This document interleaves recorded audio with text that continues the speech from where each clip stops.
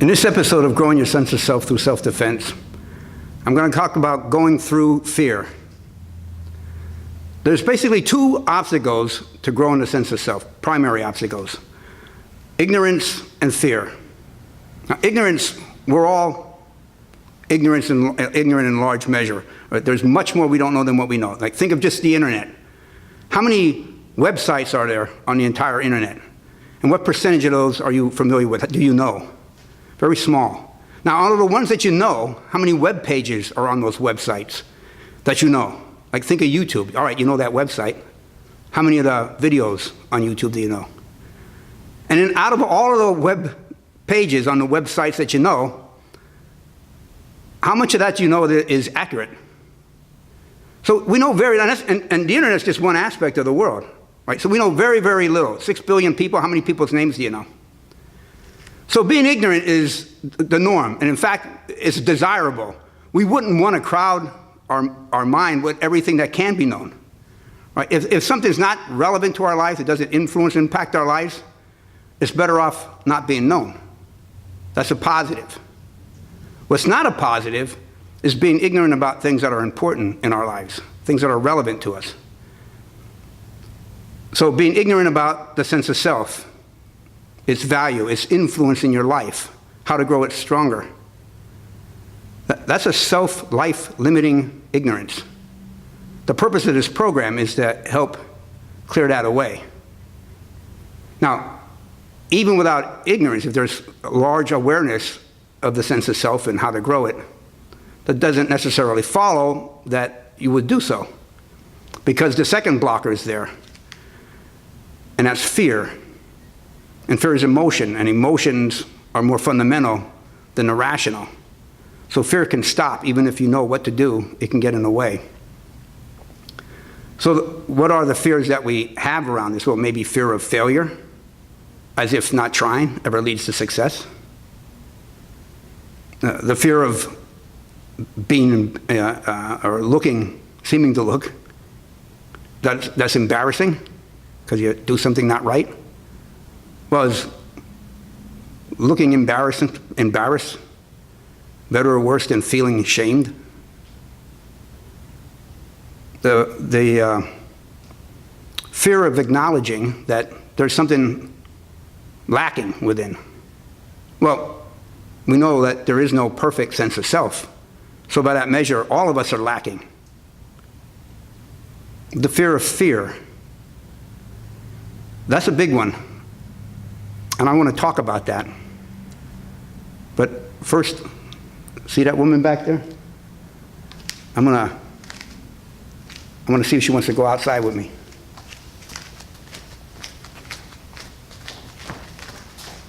Yo. What? Want to go outside with me? No. Come on. What do you want? Just for a little bit. We'll go outside. No. Come on, we're going to go outside. Come on. Come on. We're going outside.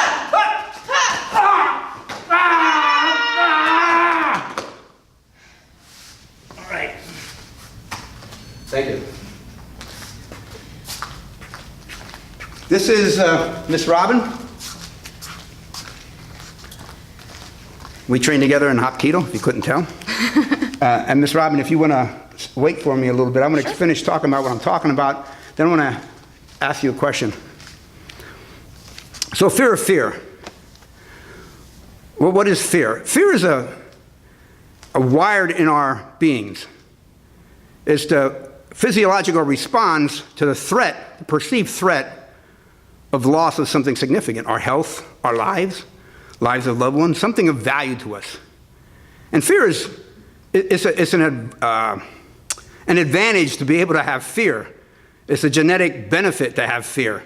It's pretty much universal across the animal kingdom. It's not only humans that fear. If you have any pets, you've seen them at times be afraid. The value of fear comes when, it's the adrenal stress response, right? The fight or flight is called the hyperarousal state. The adrenaline flows. You get extra strong, you get quicker, you're very clear-minded of focus, whether you're running, where to run, or you're going to engage physically in something. That's a big benefit. If you couldn't do any of those things, you couldn't reach down and use more of your physicality under duress, then you're more likely to suffer the consequences. The loss that you were fearing would come to be realized. So fear is a good thing. However, it's not a good thing when it's sort of unreasonable fear. When you're in a constant state of this hyper-arousal or a low level of that. You're always worried about this and that, and it wears on the system. So you're more apt to have ulcers and heart conditions and hypertension and panic attacks, those types of things, if you're in that state frequently for reasons that aren't valid. I mentioned it was a perceived risk of loss. And since perception is under the auspices, the direction of perception is under the auspices of the sense of self, it's the sense of self that in large measure determines when fear is kicked off. And a person with a strong sense of self who has confidence, they're less likely to be afraid of things because, oh yeah, I can handle that. That's not something intimidating. They're more reality-based, so they're not imagining, oh, what if I go outside, an asteroid falls on me? They are more centered. They're calmer within. However wild and funny they may be outside, there is this calmness within them. And the fear is there when it needs to be there for valid reasons. A car's ready to hit my kid, or the guy's coming at me with a knife. There are real reasons to be afraid. You can avoid instances of fear. There are cases where fear may arise. Like you're walking home by yourself, and all of a sudden you didn't realize what time it was. It's gotten dark. You're approaching a street that maybe you're not too comfortable walking alone at night. Antennas go up. It's an appropriate thing to be afraid of that situation, and you can avoid it. But being afraid of things within, those are the fears we need to go through. Like Miss Robin went through me when I was trying to attack her. She got in a little bit of tug of war. Well, I wouldn't grab her if I didn't think I can win the tug of war. Maybe I'm wrong, but if I was a lot bigger and a lot stronger, there's no way she wins that tug of war. But she can do what she did to me, to a guy who's bigger and stronger than me. She went through the fear, and she went through it. It's a good metaphor for going through your fear. So if you find yourself in relationships that you're afraid of, going through the relationship that you have with others grows out of the relationship you have with yourself. So there's fears within that you cannot avoid going through, or you limit your life. So when you go through those, the world around you changes and responds. Those are the fears to go through. So I'd like to propose they're always optional, 3 exercises.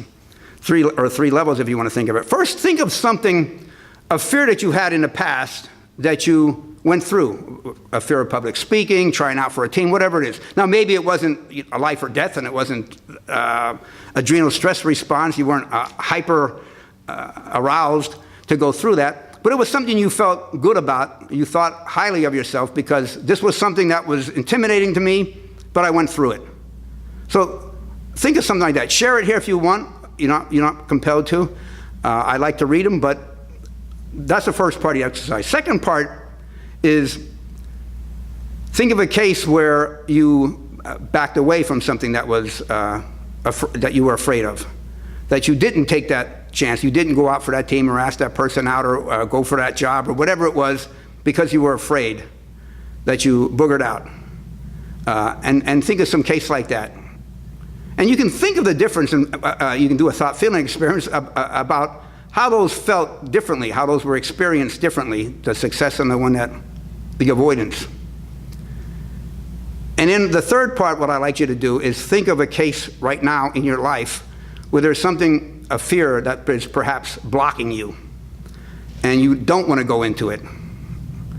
And maybe think and feel, you can do experiment, what it would be like if you did go through it, what the consequences might be, plus and minus, how you might go about doing that. I'm not saying you have to do that, but just you have to actually go through that fear, but think about it and play with that, feel with that. What does that feel like? What does that look like? So 3 exercises, you can share them to the video. But now I'd like to ask Miss Robin to come back. So we'll look at the camera here right now, at that picture. Okay. So Miss Robin, I met her about 2 years ago, And she did this program in an 8-week course in this school that we're in right now, in Flying Tiger in Garner. And she, after that, signed up to take Hapkido, because, I don't know, maybe she liked, that's what I'm going to ask her, to take the Hapkido class. She's now just a couple months, not even, away from testing for her black belt in Hapkido. So what I'd like to ask you, Ms. Robin, is what the program and the Hapkido training, what that has meant for you in your life. How might you describe or summarize it? You don't have to go on for a long time, but just, if you want to share a little bit about it, I'll step away a little. Yeah. I mean, I came into this absolutely not knowing what I was going in for. I just knew that I, been watching my kids do programs here at this school, and I was just like, give it a go. So I came in, I've always been aware of myself stuff, so I was very interested in what he had to say about things. So even going into it, I had a high sense of self, but coming out of it, I was just like, wow, this is, I have to continue this, because that was just how I was feeling about myself. I needed to continue the journey and do this physically to see how the two intertwined with each other.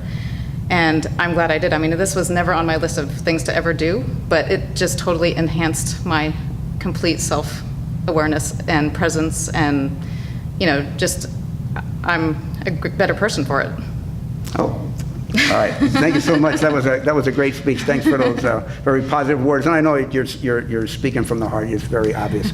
So yeah, Miss Robin oftentimes will do parades and things, and she beats the crap out of me in front of a whole bunch of people, throwing me down. And not just me, other guys will get in there too, and she'll knock them around. So it's a lot of fun. Thank you for helping out. Thank you.